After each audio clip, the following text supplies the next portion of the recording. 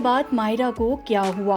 Walking stick के सहारे तस्वीर खिंचवाने पर मद्दाह परेशान। तस्वीर सामने आते ही माहिरा खान के मद्दाहों ने सवालात की बौछार कर दी। हाल ही में शादी के बंधन में बंधने वाली मारूफ पाकिस्तानी अदाकारा माहिरा खान की एक तस्वीर ने उनके मद्दाहों को परेशान कर दिया। माहिरा की एक तस्वीर सोशल मीडिया पर वायरल हो रही है, जिसमें उन्हें वॉकिंग स्टिक के सहारे खड़े देखा जा सकता है। ये तस्वीर माहिरा खान की सहेली नैना काशिफ ने इंस्टाग्राम पर पोस्ट की। तस्वीर दरअसल नौबेहाता जोड़े के एजाज में रखी गई एक पार्टी के दौरान ली गई थी। माहिरा अक्टूबर में अपने करीबी दोस्त सलीम करीम के साथ रिश्ता अज़दवाज में मुंसलिक हो गयी।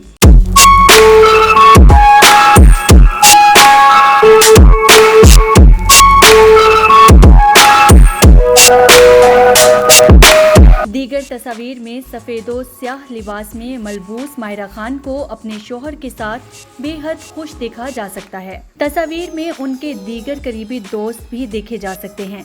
तस्वीर सामने आते ही माहिरा खान के मद्दाहों ने सवालात की बौछार कर दी कि इन्हें क्या हुआ। कुछ ने उनकी सेहतयाबी के लिए दुआ भी की।